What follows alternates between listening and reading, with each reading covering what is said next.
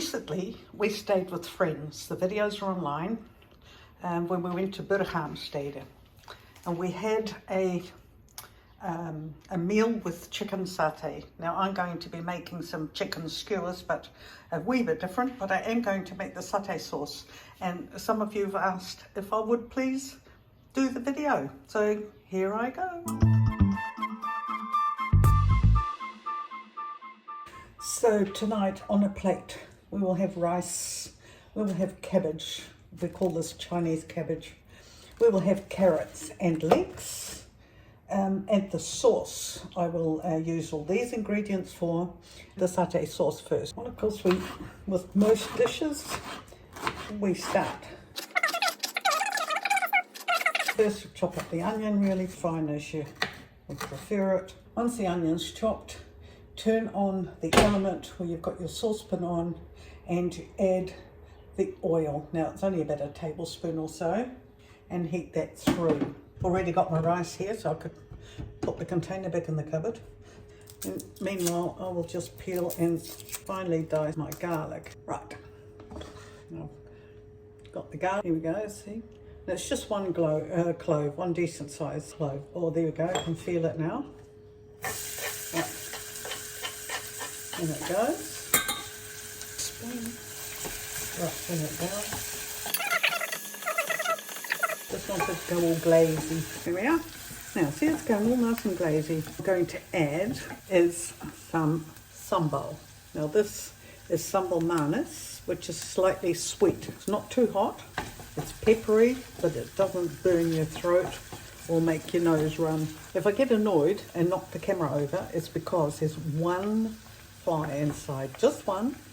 And I've managed the last few months to not let that happen, and for some reason he just sneaked in somewhere. There's the garlic and the sambal and the onion. Smells divine, absolutely.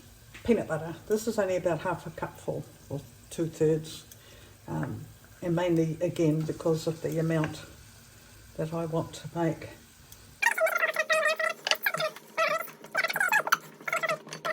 Ooh, smell those peanuts. Now, I prefer to use crunchy peanut butter. I like crunchy bits of peanut. Now, some people just like a really smooth sauce. They wouldn't even want the bits of onion in that I've got. They would make sure that that was really fine as well, but it's not my thing. There you go. Now, I have some soy sauce here. It's a bit salty. And we've actually been getting some, during COVID and stuff, we've been buying sushi every couple of weeks on a Sunday. And you get these little bottles of soy, and they're quite lovely and salty enough. So you don't have to add any extra salt. I'm just going to add half a bottle. Oh, that's looking lovely, isn't it? And it's thickening up really quick. The peanut butter is thickening it quite quickly. The other thing I'm going to add is some dark brown sugar. There we go. And melt that through and caramelize it all. And what I forgot to put with the ingredients before, but very important, is a lemon. Now, don't need a whole lemon. Now you think, well, you've put sugar in, now you're going to put lemon in. Oops, and you've put the pepper in from the sambal. Lots of contradictions, but that's what cooking is really, isn't it?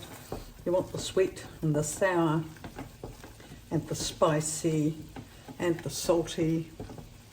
And what I'm going to put in now is the coconut milk.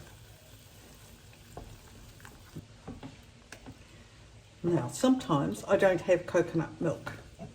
And then what I do is I boil the jug and I have coconut and I pour water on the boiling water on the coconut and leave it sit for a while. Now the moisture of that, once you strain it off, is called Santen, and it is like a coconut milk, the watery milk, and that's more than adequate to use. But I'm feeling a little bit generous today, so we're having a really rich, creamy coconut milk.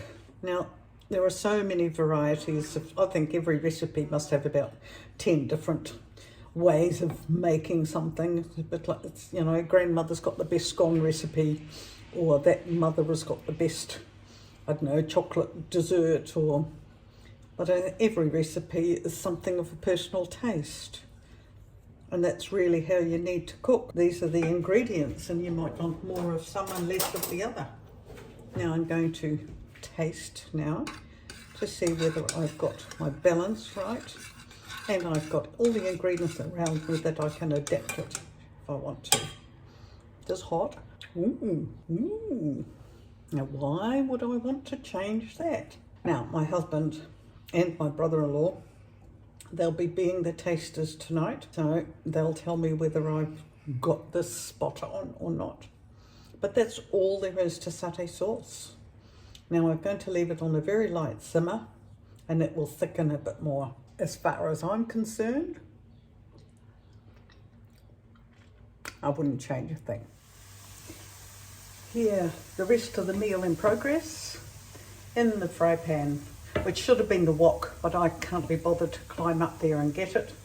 In the fry pan, I have a bit of oil, onion, garlic, leeks, carrot, and that's looking really good. So I'm now going to add the cabbage. On the other element, I have my rice. So when that's done, I'm going to add it to these vegetables. And then in the other fry pan, I will be browning the skewers with meat off. And then we're done. Then I can pop everything on the table and we can have dinner. Oh, I'm going to enjoy this. Look at those colours. I like it crunchy. So all the prep is done. All set to go. So about quarter of an hour before dinner, I will start cooking the skewered meat. You can call them anything you like, kebabs or whatever. I'll heat up the sauce. I will reheat up the rice and vegetables. And here they are, sizzling away nicely. I have turned them, so I'll be turning them again in a minute. So dinner is almost ready. Right, dinner served. Here's my master taster. And how's the satay sauce? Very good. Cool, thank you.